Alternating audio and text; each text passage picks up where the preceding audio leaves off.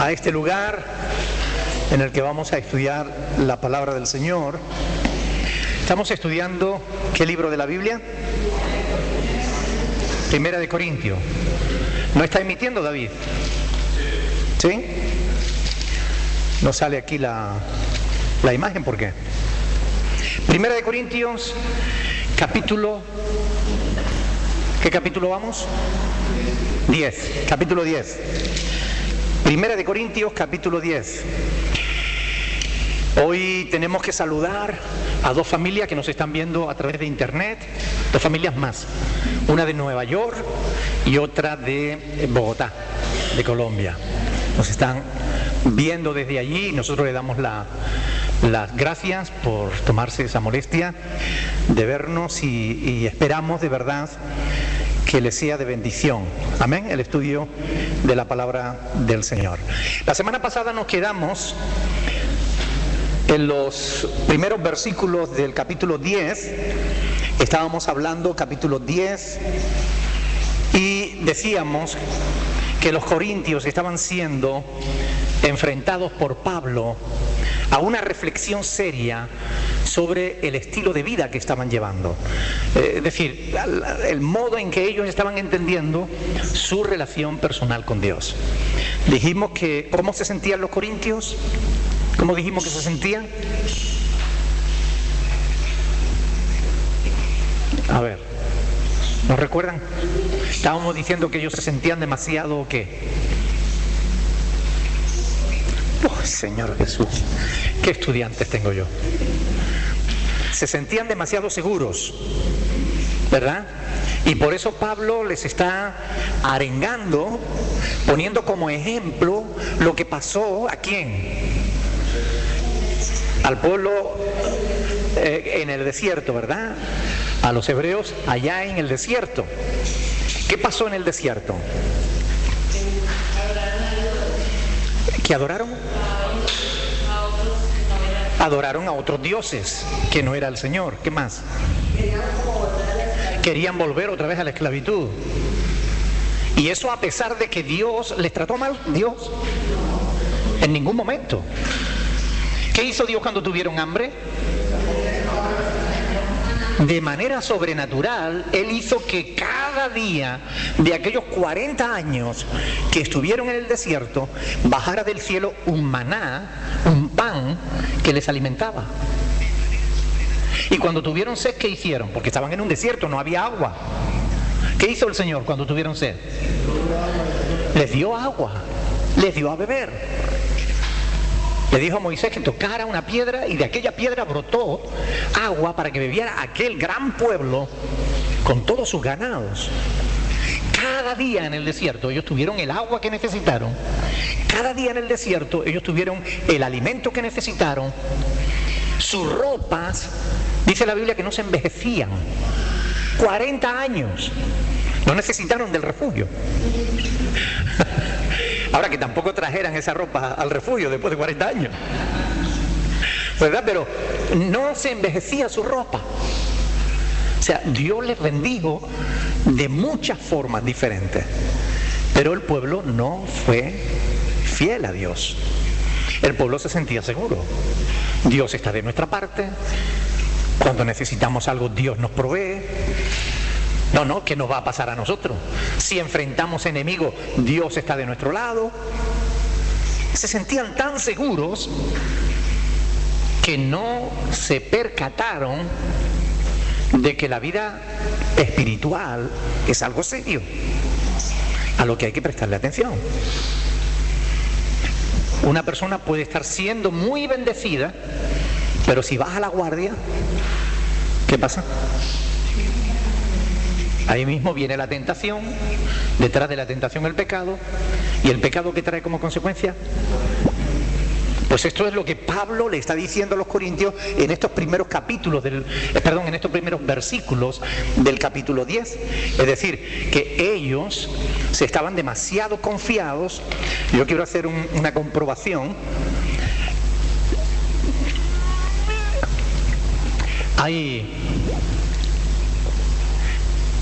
Hay un ruido de fondo que sería bueno a ver si pudiera quitar. Estoy haciendo esta comprobación porque después la grabación no queda bien y es muy complicado poder subirla a internet. Miren, ellos creían que estaban tan seguros que bajaron la guardia.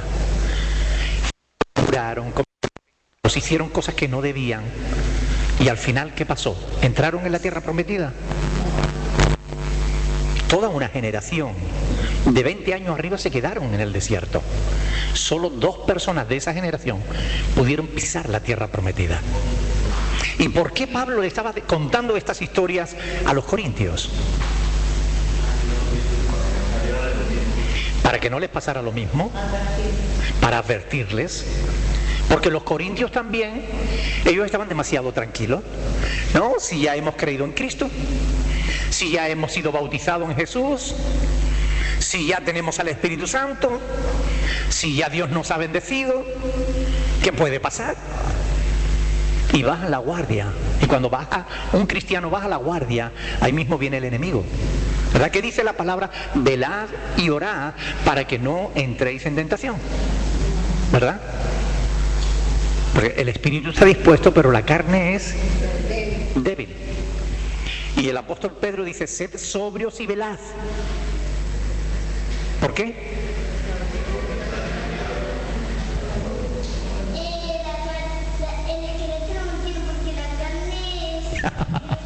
Sin duda. Fíjense cómo él sabe que el esqueleto está sosteniendo la carne, claro. Cuando el apóstol Pedro está diciendo, sed sobrios y velad, porque el diablo, vuestro adversario, el diablo, está alrededor de vosotros como un león rugiente buscando a quien devorar. Nos está dando una advertencia. Nos está diciendo, oiga, que ya no está todo ganado, ¿verdad? Que hay que seguir velando porque la vida cristiana continúa. Y puede que hayamos tenido muchas bendiciones y que al final no alcancemos el premio. Amén. De esto es de lo que Pablo les está diciendo y les está pidiendo que se guarden. Ellos fueron los testigos de la multitud de los milagros sobrenaturales que Dios había hecho. ¿Cuáles fueron las tentaciones? Yo creo que esto puede ser un buen ejercicio para nosotros. ¿Cuáles fueron las tentaciones que el pueblo de Israel enfrentó en el desierto? Fíjense, vamos a leer los versículos del 7 en adelante. Nos quedamos en el 6, seguimos en el 7. ¿Ok? Dice, vamos a leer desde el 6 para que tengamos el contexto.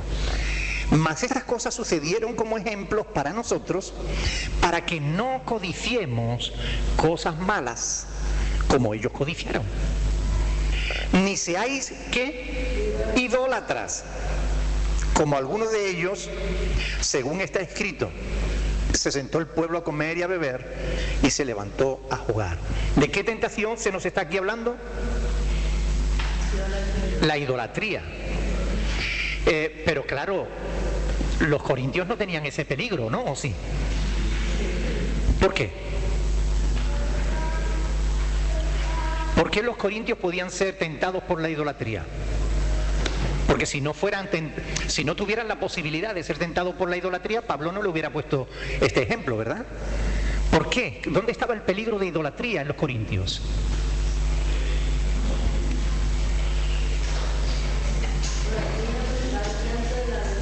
Claro, en Corinto había un templo pagano muy famoso, ¿verdad? A la diosa Diana, Artemisa, o Astarte. Es importante tener en cuenta que, de hecho, los corintios que se convertían al Evangelio, algunos de ellos venían de practicar el paganismo. De hecho, asistían a las fiestas paganas donde se comía carne sacrificada a los dioses y todo esto. Esto lo vamos a ver un poco más adelante en este mismo capítulo. Los corintios tenían ese peligro, pero además había otro peligro de idolatría. ¿Recuerdan los primeros capítulos cuando Pablo está diciendo que los corintios estaban divididos entre ellos porque uno decía, yo soy de Pedro, yo soy de Pablo, yo soy de Apolo, yo soy de Cristo? Existía la idolatría al hombre. Ahora, hoy en día no existe ese peligro, ¿verdad? ¿O sí? ¿También? ¿Tenemos nosotros peligro de caer en idolatría? ¿Y qué podemos idolatrar nosotros? Los hijos. ¿Qué más? Al esposo, el dinero, el trabajo, el cuerpo. Bueno, es que hay cuerpos que hay que idolatrarlo, ¿no? Hay gente que no quieren perder 5 minutos orando al Señor y pierden 4 horas en un gimnasio, ¿verdad? Después no tiene tiempo para el Señor. Pero bueno, fíjense qué cosas, ¿no? Hay formas de idolatría de las que nos tenemos que guardar. Porque cualquier cosa que pongamos en el lugar de Dios, eso es un ídolo. Cualquier cosa a la que le demos más importancia que a Dios, eso es un ídolo. Porque, ¿qué nos dice la Escritura? Amarás al Señor tu Dios con todo tu corazón, con toda tu alma, con toda tu fuerza, con toda tu mente, con toda tu fuerza, ¿verdad? Y Jesús interpretó eso. Amarás al Señor tu Dios sobre todas las cosas. Y esto es importante tenerlo en cuenta. Sobre todas las cosas. Ellos tenían este pecado, ese peligro, y nosotros también. Ahora, fíjense, versículo 8. Ni forniquemos como algunos de ellos fornicaron y cayeron en un día 23,000. ¿De qué tentación se está hablando aquí? La sexualidad desordenada, el sexo fuera del matrimonio, el sexo por sexo, el sexo fuera de la pareja, el sexo sin compromiso. Cuando se practica la sexualidad sin compromiso, ¡ay! ¿Qué tiene de malo? Tiene de malo que después vienen los problemas, los lloros y el crujir de dientes. Después vienen los embarazos, vienen los divorcios, las separaciones, vienen los problemas de mi hijo, tu hijo, las relaciones. ¡Oh! ¿Cuántos problemas? Las enfermedades. ¿Cuántos problemas se derivan de una sexualidad sin compromiso? Terribles. Y el pueblo de Israel, o sea, el pueblo hebreo cayó en fornicación. Y aquí nos hace referencia a un día en el que cayeron 23,000 por ese pecado del sexo ilícito. ¿Ustedes creen que nosotros podemos caer en este pecado? Bueno, los que tienen ya más de 45 no. ¿También? ¿Y los que tienen más de 60? El hombre y la mujer, mientras es hombre y mujer, corre el riesgo de caer en este pecado. Máxime teniendo en cuenta las palabras del Señor Jesús. ¿Recuerdan lo que Él dijo? Que quien mira a una persona de distinto sexo para codiciarla, es como si ya hubiera adulterado. Así que todos nos tenemos que guardar de esto, ¿verdad? Es un peligro cierto. Es un peligro real. Y digo peligro porque si caes, eso tiene consecuencias. Y consecuencias negativas, no solo para ti como persona, para tu familia, para tu situación, sino que puede traer consecuencias eternas. Porque recuerden que la paga del pecado es condenación. No importa los años que lleves en Cristo. No importa la edad que tengas. Siempre tenemos que protegernos, seas hombre o sea mujer. Puede que a lo mejor no empiece como una tentación sexual. Puede que empiece a lo mejor como una buena amistad. Puede que empiece como una búsqueda de afecto, de comprensión. Pero si no nos guardamos, podemos caer en un sexo desordenado, ilícito. Y la palabra dice, todo me es lícito, pero no todo me conviene, ¿verdad? Todo me es lícito, pero yo no me dejaré dominar de ninguna de esas cosas. Fíjense que aquí se hace referencia a Números, capítulo 25.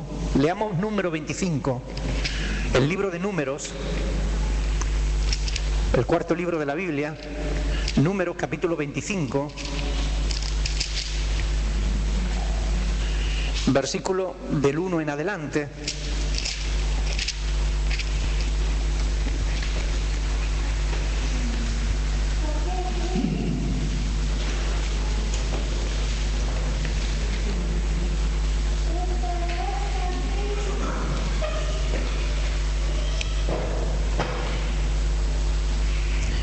Fíjense que ahí dice que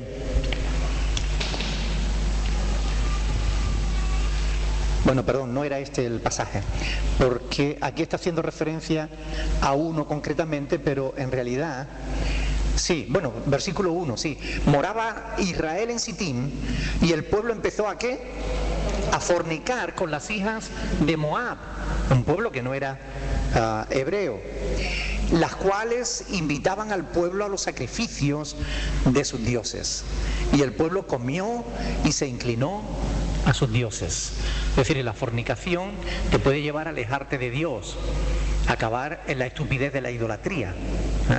Y esto es importante. Bueno, Moab era uno de los pueblos que salieron de las hijas de Noé. ¿Recuerdan? Cuando las hijas embriagaron a Noé porque creyeron que no iban a quedar hombres en la tierra y no sé qué. Esos pueblos al final se convirtieron en enemigos del pueblo de Israel, ¿verdad? Volvemos a 1 Corintios capítulo 10 y vamos a ir al versículo 9. Dice, ni tentemos al Señor como también algunos de ellos le tentaron y perecieron por las hijas de Lot, de Lot. He dicho yo de Noé, ¿verdad? No, las hijas de Lot. Las hijas de Lot. Estaba yo. Un lapsus. Versículo 9. Ni tentemos al Señor como también algunos de ellos le tentaron y perecieron por las serpientes. ¿De qué tentación se habla aquí? De la tentación de tentar a Dios, ¿verdad? Es decir, ellos fallaron por su inconformismo. Pecaron porque no se conformaban con lo que Dios les daba. Dios hacía milagros y ellos se seguían quejando. Murmuraban contra Dios y contra los siervos. ¡Ay, este pan tan liviano! Y ese pan era un milagro que Dios hacía cada día. Pero ellos tentaban a Dios. Danos carne, queremos carne. Y Dios le dio carnes. Pero muchos de ellos fueron castigados por eso. Y después vamos a ver cómo fueron castigados. ¿Ustedes creen que nosotros podemos caer en tentar a Dios? ¿Sí? ¿De qué manera?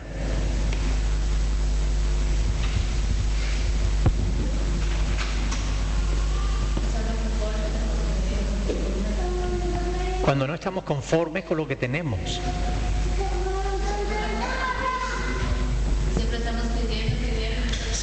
Siempre estamos pidiendo y nunca agradecemos, ¿no?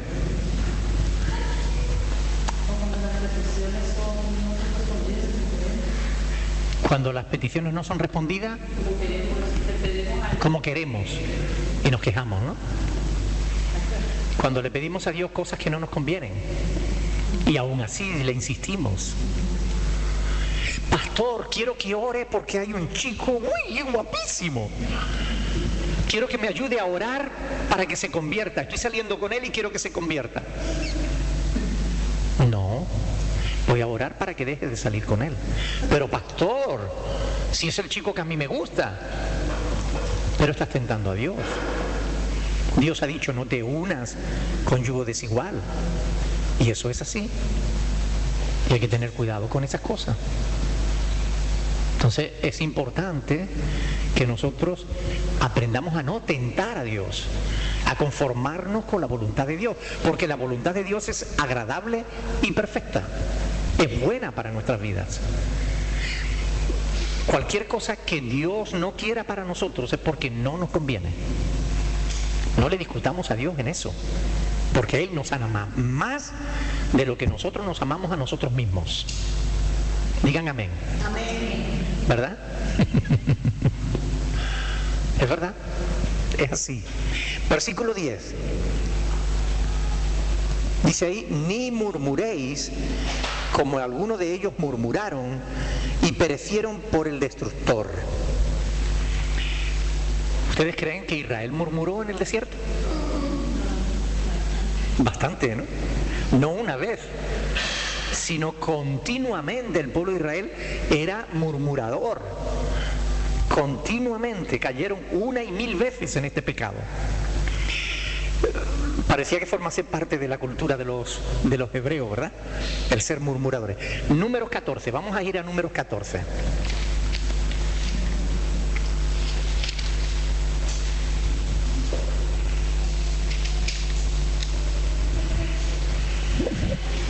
A ver si ustedes recuerdan este episodio de la historia de Israel. A ver si lo recuerdan.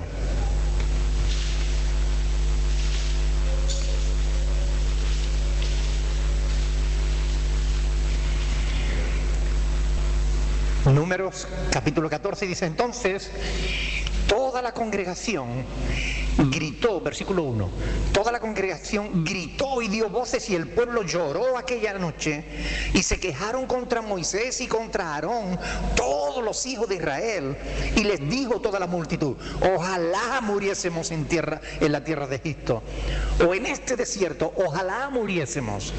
¿Y por qué nos trae Dios a esta tierra para caer a espada y que nuestras mujeres y nuestros niños sean por presa?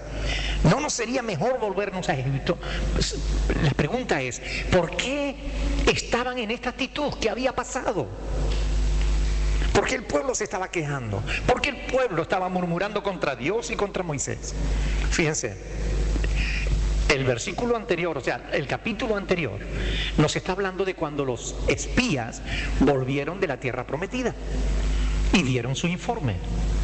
Y 10 espías soliviantaron al pueblo, pusieron al pueblo en la duda, no en la duda, les dijeron: no vamos a ser capaces de conquistar esa tierra, esa gente son más grandes y más fuertes que nosotros, nos van a comer. Y Josué y Caleb, ¿recuerdan? Los dos únicos que dijeron: si Dios está con nosotros, nos lo vamos a comer como a pan. Pero todo el pueblo, ¿qué hizo? Creyó a aquellos 10 espías. Y es que la murmuración a veces empieza por uno solo, pero ese es capaz de convencer a 10, y esos 10 a todo un pueblo. La murmuración es como un fuego, una pequeña chispa que enciende un gran bosque. Por eso es un pecado que Dios aborrece, es algo que Dios no soporta. Y por eso vemos continuamente cómo Dios corrige al pueblo de Israel por ese pecado. La murmuración frena, si no se frena al principio, se corre rápidamente y después ya es casi imposible frenarla. Por eso hay que frenarla inmediatamente a los primeros pasos. Cuando alguien venga a presentarte quejas contra Dios, contra la iglesia, contra los siervos, contra lo que se hace o cómo se hace, ahí mismo frénalo. Porque si no frena la murmuración ahí, eso, la amargura de esa persona, la raíz de amargura de esa persona te va a contaminar a ti y tú vas a contaminar a otros, y al final todos vamos a pecar y Dios no nos va a perdonar eso. Es decir, Dios nos va a demandar eso. Así que es importante tener en cuenta que aunque a veces no le damos importancia a la murmuración, Quizás sea uno de los pecados que menos discierne el pueblo de Dios. Es uno de los pecados que más rápidamente se les quita importancia. Ay, no tiene importancia.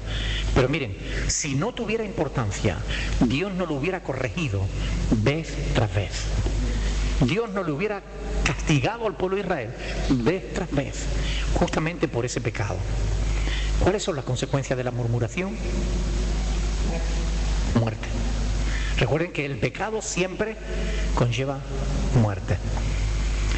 Y muchos pagaron con su vida por causa de ese pecado. Fíjense, estábamos leyendo los primeros versículos del capítulo 14. Vamos a ver las consecuencias de esta rebelión. Versículos 37 y 38. Números 14, 37 y 38. Dice ahí... Vamos a leer primero, fíjense, versículo 18. Jehová tardo para la ira y grande en misericordia, que perdona la iniquidad y la rebelión, aunque de ningún modo tendrá por inocente al culpable. Amén. Versículo 37. Aquellos varones que habían hablado mal de la tierra, ¿qué les pasó? Murieron de plaga delante de Jehová. Números 14, 37, versículo 37. Pero Josué, hijo de Nun, y Caleb, hijo de Jefone, quedaron con vida de entre aquellos hombres que habían ido a reconocer la tierra. Lo que hicieron fue murmurar y murieron. Dios les envió una plaga y murieron. O sea, ¿ustedes creen que Dios le da importancia a ese pecado o no? Se la ha dado. Si no, no le hubiera quitado la vida a estas personas. Pero les quitó la vida para enseñarnos. ¿Recuerdan la frase del apóstol Pablo? Y estas cosas sucedieron para nuestro ejemplo. Es decir, estas cosas tienen que servirnos a nosotros de enseñanza, de advertencia, como decía Rosana al principio. Son advertencias que tenemos en la palabra de Dios para que nos guardemos de caer en estos pecados que Dios aborrece. Amén. ¿Están de acuerdo o no? ¿Cuál fue el pecado de estos 10? Hablar mal de lo que Dios había hablado bien. Hablar mal de los siervos de Dios. Moisés, ¿para qué nos has traído a esta tierra? Números capítulo 16, un poquito más adelante, y vamos a ver otro ejemplo también de esto mismo. Fíjese, capítulo 16 de Números, dice el versículo 1, Coré, hijo de Izar, hijo de Coat, hijo de Leví, y Datán y Abiram, hijo de Eliab, y On, hijo de Pelet, de los hijos de Rubén, tomaron gente y se levantaron contra Moisés con 250 varones de los hijos de Israel, príncipes de la congregación, de los del consejo, es decir, varones de renombre, y se juntaron contra Moisés y Aarón y le dijeron: basta ya de vosotros, porque toda la congregación, todos ellos son santos, y en medio de ellos está Jehová. ¿Por qué pues os levantáis vosotros sobre la congregación del Señor? Cuando oyó esto, Moisés se postró sobre su rostro. Si hubiera sido el apóstol Pedro, hubiera desenvainado la espada. Pero le tocó al hombre más manso de la tierra. Así le llama Dios a Moisés, el hombre más manso de la tierra. Miren, los hijos de Coré, hijo de Izar, contaminó a los demás, y los demás contaminaron a los príncipes, a hombres de renombre, para ponerlos contra los siervos de Dios. Y formaron una rebelión. ¿Por qué tenemos que soportar a Moisés? ¿Por qué nos tiene que dirigir él? ¿Acaso él se cree que es el único? ¿Acaso Dios no habla por los demás? ¿Acaso los demás no tenemos al Espíritu Santo? ¿Tenían razón? No. Por la sencilla razón de que los hijos de Coré, ni todos los demás, fueron escogidos por Dios para realizar esa labor. ¿A quién escogió Dios para dirigir al pueblo? A Moisés. Y cuando ellos se rebelaron contra Moisés y contra Aarón, se estaban rebelando no solo contra ellos, sino contra Dios. Porque cuando Dios pone a una persona para dirigirnos, si no nos sometemos a esa persona, en realidad no nos estamos sometiendo a Dios. Y decimos, pero es que esa persona no está capacitada. ¿Y quiénes somos nosotros para juzgar lo que Dios hace?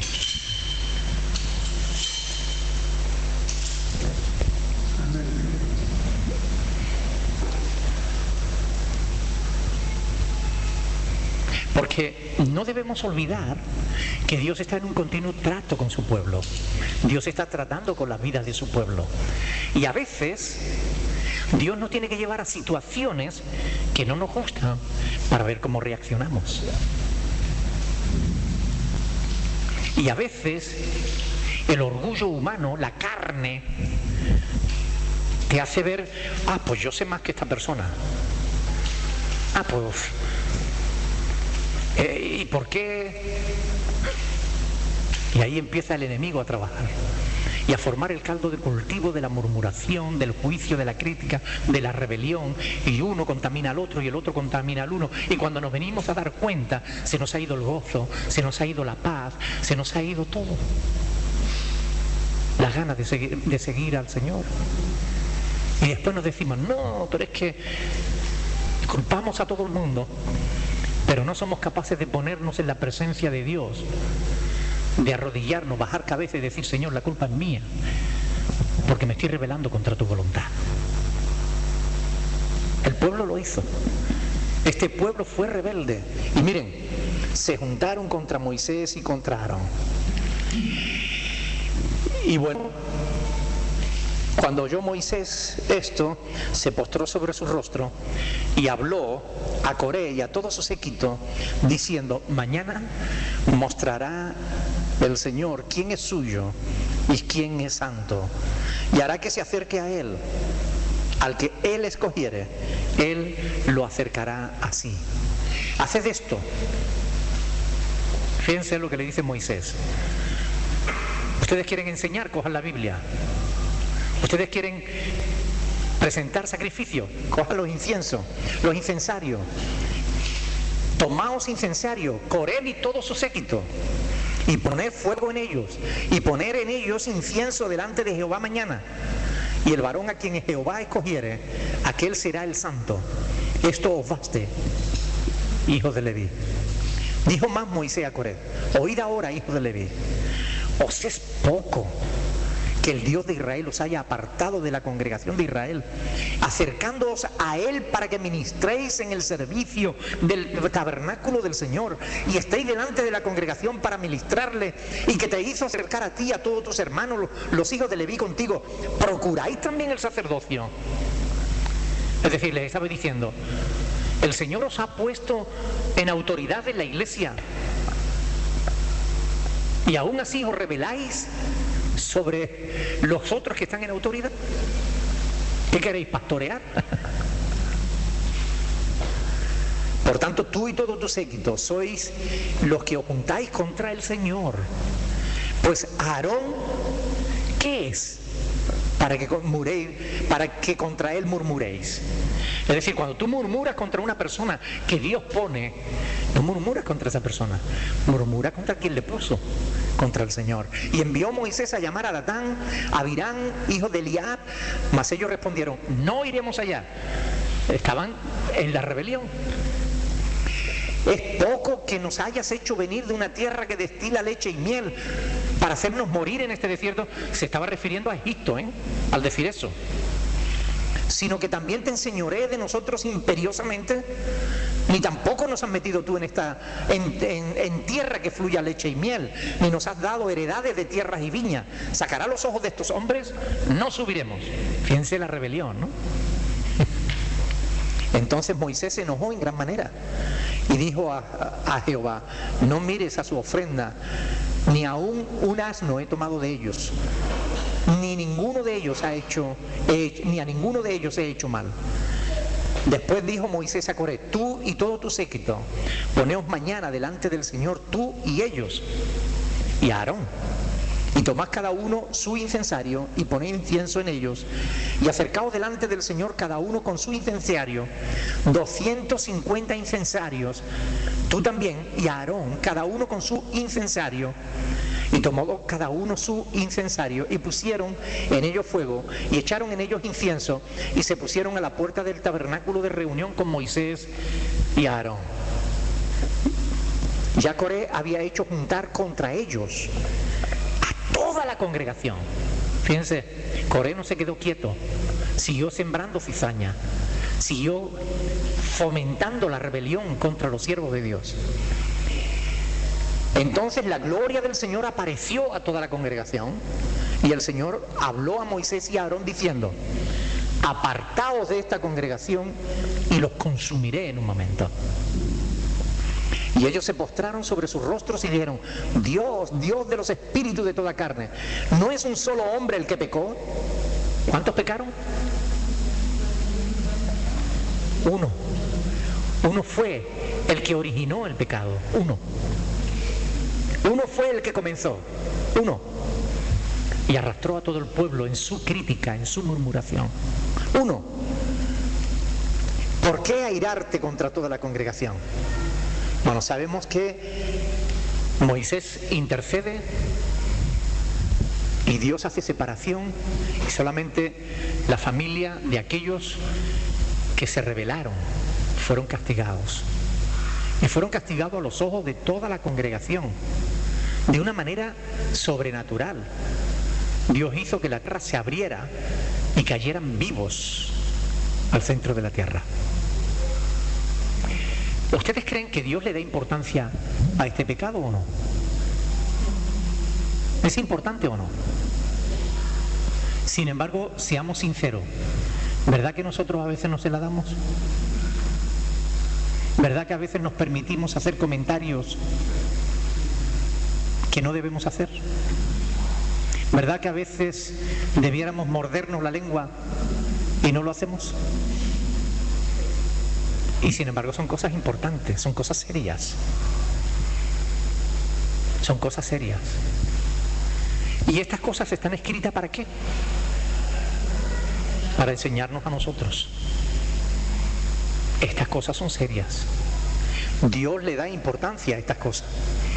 Ahora bien, ¿significa esto que no podemos cuestionar a los hijos de Dios o a los siervos de Dios? No. Se puede cuestionar a los hijos de Dios. Yo diría incluso se debe cuestionar a los hijos de Dios cuando obran fuera de la voluntad de Dios. Pero debemos hacerlo siguiendo las instrucciones de Dios. ¿Qué nos enseña Jesús en Mateo capítulo 18? Si tienes algo con tu hermano, ve a él a solas y repréndelo. Si no te oye, toma a 2 testigos y habla con él. Y si no os oyere, llévalo ante la iglesia. Esa es la forma correcta en que debemos tratar estos asuntos. Pero ¿qué es lo que hacemos? Cobardemente, como no somos capaces de hacer lo correcto, hablamos a otro: oye, ¿te fijaste lo que me dijo? ¿Te fijaste cómo me trató o lo que hizo? Oye, ¿tú te has enterado de que fulano o de que mengano? Y entonces propagamos una murmuración que va a dañar la obra de Dios, el pueblo de Dios. Y eso es algo que Dios no consiente. Eso es algo que Dios castiga. Así que por bien nuestro tenemos que cuidarnos de no caer en este pecado. Y si hemos caído en este pecado, tenemos que pedirle perdón a Dios y a quien hayamos murmurado. Y decir: hermano, perdóname porque yo hice un comentario de ti que no debía haber hecho. Te pido que me perdones. Y de esta manera nos salvamos del peligro de ser castigados por Dios. Porque esto es serio, muy serio. Ahora, un siervo de Dios se puede equivocar, claro que sí. Pero usted coge la Biblia, ora al Señor, coge su Biblia, habla con el siervo de Dios y le dice: mire, pastor, yo creo que usted está equivocado por esto, por esto y por esto, porque la Biblia dice esto y usted está haciendo esto. Y esto es así y no así y así. Y esto es lo correcto, ¿verdad? o con la persona que sea, si es un diácono, si es o el responsable de los sugieres, el responsable de la alabanza, el responsable de cualquier departamento, de la ONG, quien sea. Si usted tiene algo con esa persona, va a esa persona y con la Biblia usted le dice, mire hermano, esto es así, así, así, usted está obrando así, así, así. Cuando nosotros obramos bien, Dios trae paz, trae consuelo, trae restauración, no pasa nada, seguimos adelante, estrechamos lazos, maduramos los dos y vamos para adelante. Amén. Y el nombre de Dios es glorificado. Pero si lo hacemos de la otra manera, tú te sientes a disgusto, la otra persona se siente a disgusto, sembramos disgusto y cosechamos disgusto, ¿verdad? Por eso estas cosas hay que tomarlas en serio. Son cosas de las que no nos gusta hablar, pero de las que hay que hablar, porque forman parte del ambiente que queremos tener entre nosotros. ¿Qué ambiente queremos tener entre nosotros? Queremos tener un ambiente agradable, un ambiente donde realmente nos podemos mirar a la cara sin tener que agachar los ojos. Pues entonces tenemos que trabajar para que eso sea así. Y no ir por detrás, oye, ¿tú te enteraste de que Ronald no sé qué? No, pobre Ronald, no ha hecho nada, pero lo pongo de ejemplo, ¿no? ¿Me entienden lo que les digo? Oye, usted sabe, uy, Estelita, usted no sabe cómo es Estelita. Si yo le contara, ¿me entienden? En vez de hacer eso, si tengo algo con Estelita, mire, vamos a ver, hermana, usted sabe que yo la quiero mucho en el Señor, pero yo creo que usted se está equivocando porque la Biblia dice esto. Y se arregla. ¿Amén? ¿Alguna pregunta?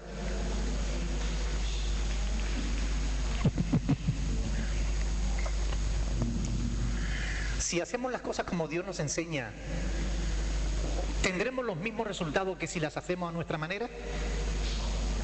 No. Desde luego, Pablo ha tomado un ejemplo de la historia de Israel para llamarle la atención a los corintios, para enseñar sobre los peligros de la murmuración contra los siervos de Dios. Sin amenazar a los corintios, les está intentando inculcar el respeto por los siervos de Dios. La murmuración es muy sutil. A veces puede disfrazarse de buenas intenciones. A veces, bueno, digo buenas intenciones porque, hermano, te voy a contar una cosa, no es para criticar, sino para que ores por esa persona. ¿Tú te has enterado que fulanita está teniendo problemas con el marido?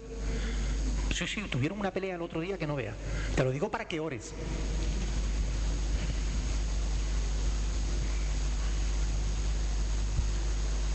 ¿Me entienden? A veces lo disfrazamos de buena intención. En el fondo es un chisme. O a veces lo presentamos de autodefensa. Es que yo tengo derecho, es que a mí no me tenían que haber dicho, es que a mí no me tenían que haber. Y buscamos apoyo para nuestra postura. Pero no es correcto, porque no estamos siguiendo los lineamientos de la palabra. Y hay que hacer las cosas bien. Por eso decía yo que ese quizás sea uno de los pecados que menos discierne el pueblo de Dios. Uno de los pecados que más se practica en el pueblo de Dios. Porque en la mayoría de los casos, cuando se intenta corregir el pecado de murmuración, la persona dice, ¿quién, yo? No, yo, vamos, incapaz de pensar que estuviera murmurando. No, yo no, de ninguna manera. Porque no discierne que sea un pecado. Pero lo es. ¿Sí o sí? Claro. Por eso debemos analizar nuestras palabras, nuestras motivaciones, las motivaciones con las que decimos lo que decimos, para saber si estamos o no estamos cayendo en ese pecado, porque a lo largo de la historia se ha visto que un simple chisme ha destrozado familias enteras, iglesias enteras. Un chisme. Una persona murmuradora es capaz de destruir la obra de Dios. Y la Biblia es clara. El que destruya el templo de Dios, Dios le destruirá a él. Amén. O sea que no cabe duda de que es un asunto importante. Oscar.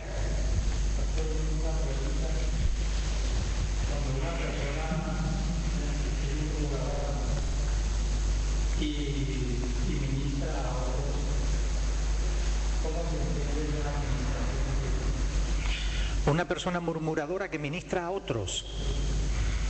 Bueno, pues hay que hablar con esa persona. Y como digo, Mateo capítulo 18, del 15 al 18, nos dice, ve a esa persona y corrígela con la palabra.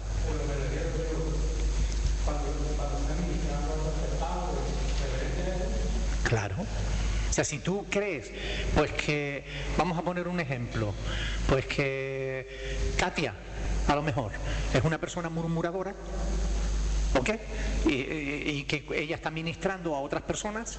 Si tú crees que ella está murmurando de otras personas, ve a ella, cógela sola y dile, a ver, pastora, mire, la palabra de Dios dice esto, esto y esto y esto, y usted no tiene que hacer esto. Eso es lo correcto, ¿no? Claro, a solas uno va y le dice, mire, usted no tiene que hacer eso porque la palabra de Dios dice esto y esto y esto. Usted está pecando en esto. Pues, y también me refiero a la persona que hace y equilibra a otros, ¿cómo se denomina esta? ¿Está bendiciendo a la otra persona cuando lo está compartiendo o cómo? Es que no entiendo la pregunta. Como decimos nosotros, en este momento estamos recibiendo el mensaje para nosotros y es la bendición. Pero en caso de que yo no sepa que estamos curando a otra persona y nos está bendiciendo a nosotros, nos está compartiendo, ¿estamos recibiendo bendición o no? Si yo estuviera murmurando de alguien. Sí. Pero que yo no sepa. Que nosotros no sepamos. Hombre, claro, la cuestión es, claro, la cuestión es exactamente la misma. Venga con la palabra, dígame a quién estoy murmurando y corríjame. No, pastor, me refiero yo que no sepamos ninguna. Es que no sé. No estoy... A ver, Jaime, si lo entendí mejor. Supongamos que tú seas un murmurador, un predicando y ninguno sepamos que recibimos bendición. Bueno, ahora ya entendí. O sea, si una persona es murmuradora, está predicando y el pueblo no lo sabe. Vale, entonces claro, evidentemente si el pueblo no lo sabe, el pueblo va a recibir bendición porque se va a quedar con la palabra, se va a quedar con lo que sale de la Biblia y la palabra de Dios por sí ya bendice. ¿Ok? Aparte de que la persona que la esté compartiendo no tenga su corazón limpio, pero la palabra en sí es poderosa y cambia vida. Eso es así, ¿no? Dios va por misericordia, va a bendecir al pueblo a pesar de que la persona no sea la idónea, ¿no? Ahora, si sabemos que una persona está en esa situación, hay que corregirla, porque es lo correcto, ¿no? Es lo que dice, es lo que enseña las Escrituras. Nosotros tenemos que guiarnos por el manual que tenemos, que es la palabra de Dios, y ese manual dice que si nosotros vemos que si tu hermano tiene algo contra ti, o si tú tienes algo con tu hermano, ve a él y aclara el asunto, ¿no? Entonces, tenemos que seguir las instrucciones de la palabra porque es lo que hace que podamos mantenernos como pueblo de Dios, porque seguimos las instrucciones de Dios. ¿No? Si permaneciereis en mi palabra, seréis verdaderamente mis discípulos. Entonces, si permanecemos en lo que la palabra de Dios enseña, somos verdaderos discípulos de Cristo. Si no, no.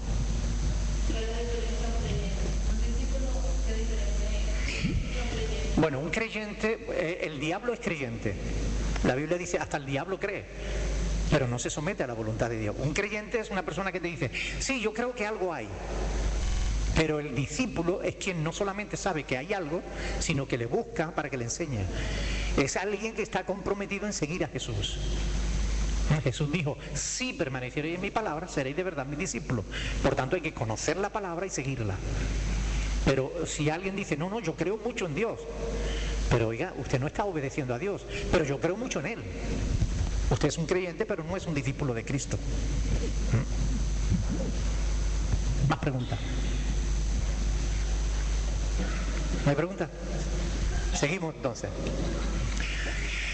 A lo largo de la historia, muchas fortalezas han caído porque se sentían demasiado seguras.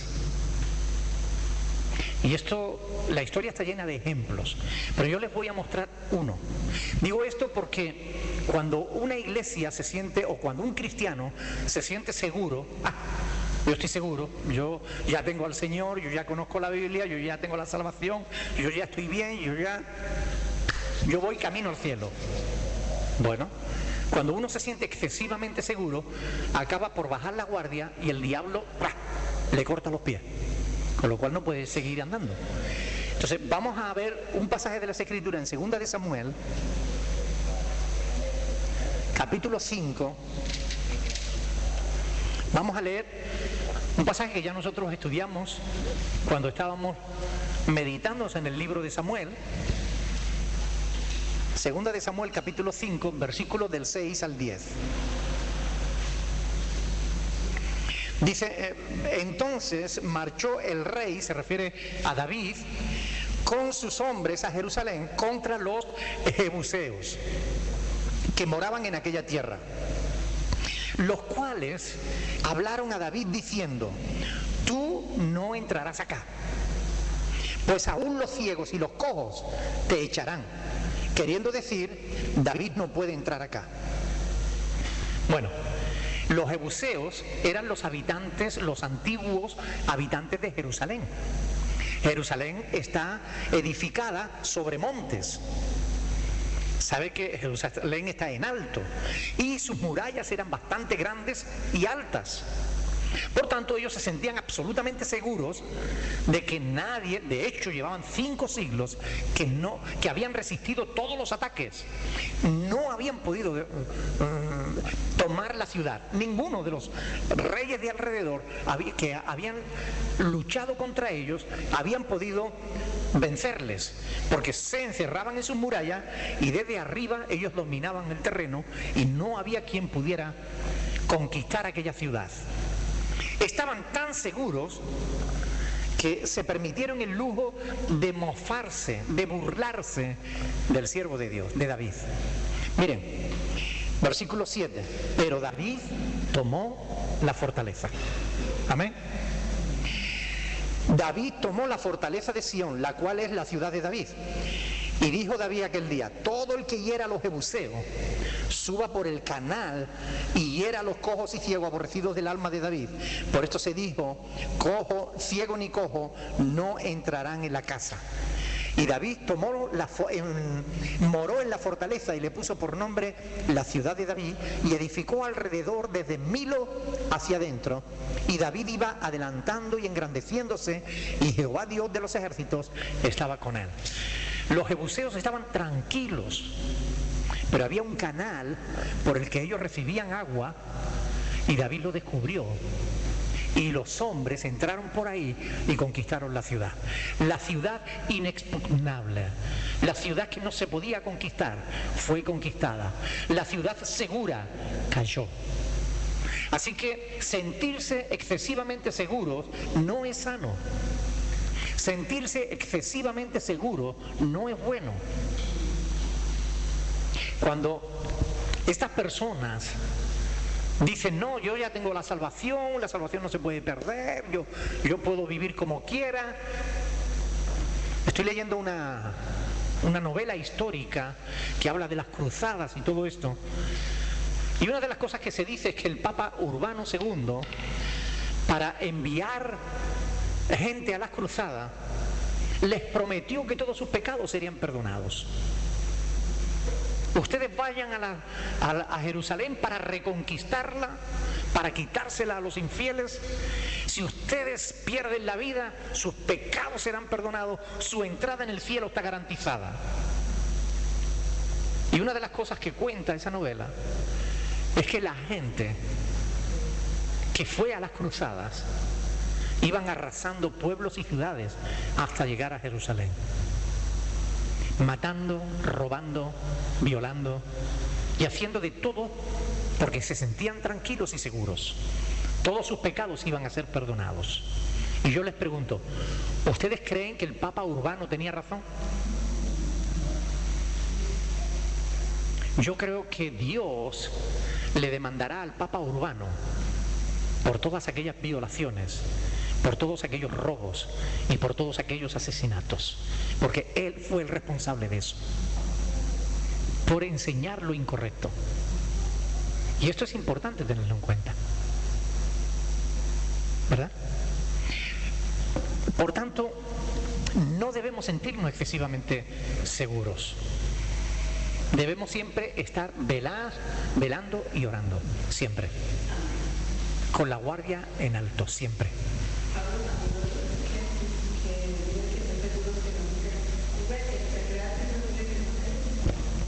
Es más fuerte, que no te entero. Mire que el que esté firme, mire que no caiga, dice la hermana.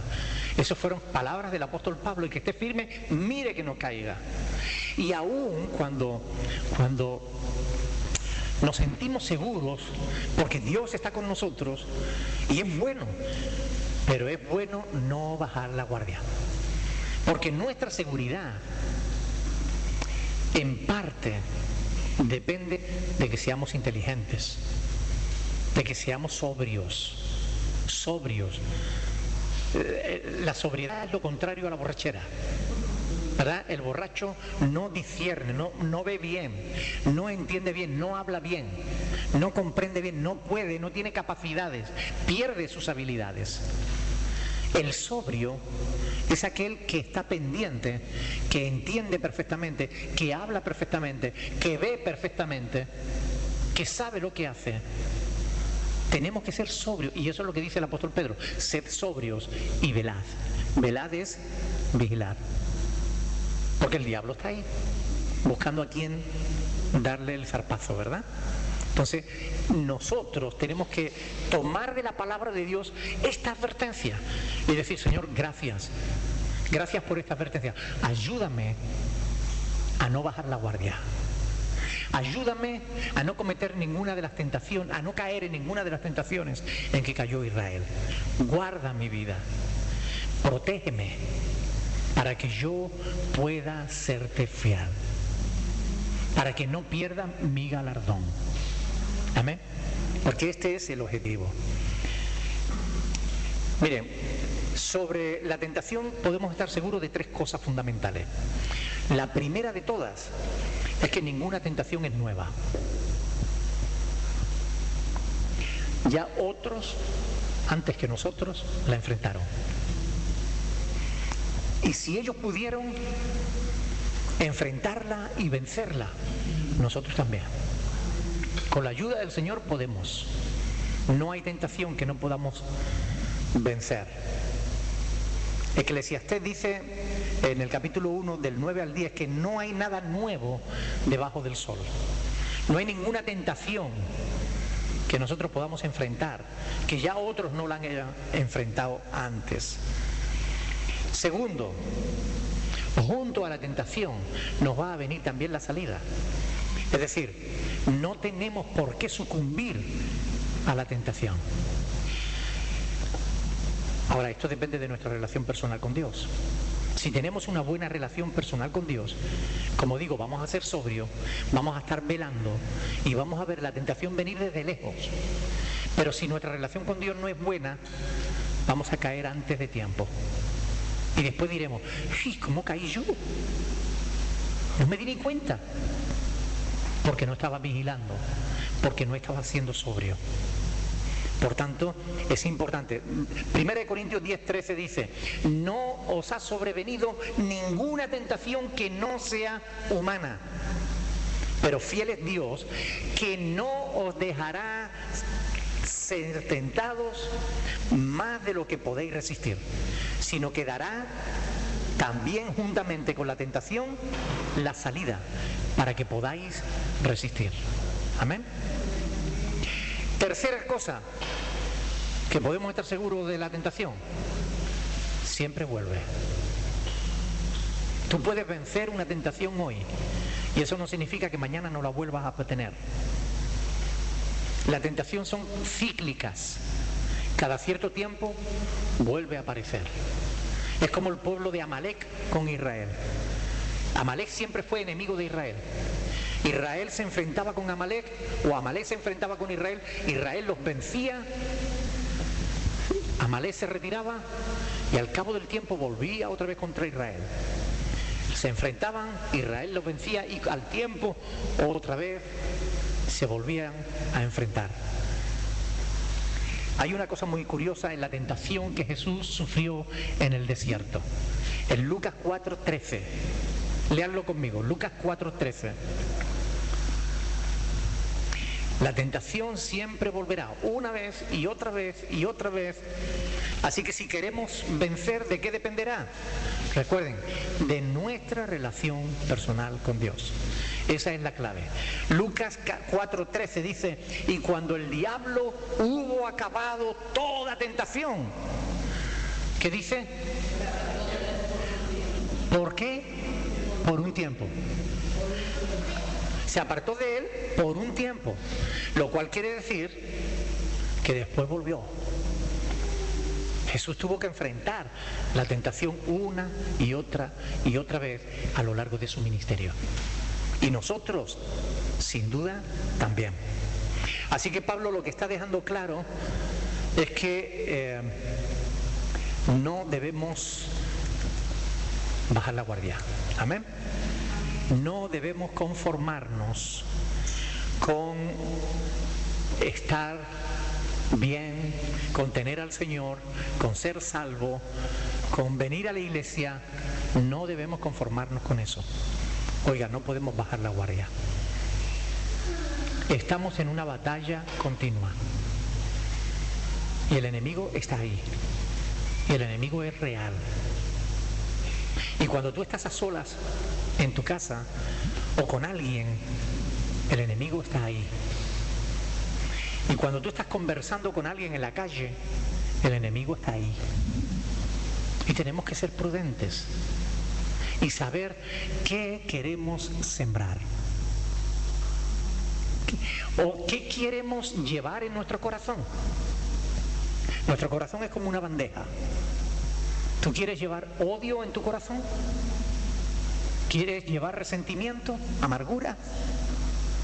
Si quieres llevar esas cosas, admite cualquier chisme. Rápidamente tu corazón se llenará de esas cosas. De rencor, de odio, de resentimiento, de amargura. Ahora, si tú quieres llenar tu corazón de gozo, de paz, de amor, de bendición, no admitas chisme ninguno. Amén. Porque esa es la voluntad de Dios para nuestras vidas. Y de esa manera estaremos siempre pendientes, velando y orando para que no entremos en tentación. Amén. ¿Alguna pregunta?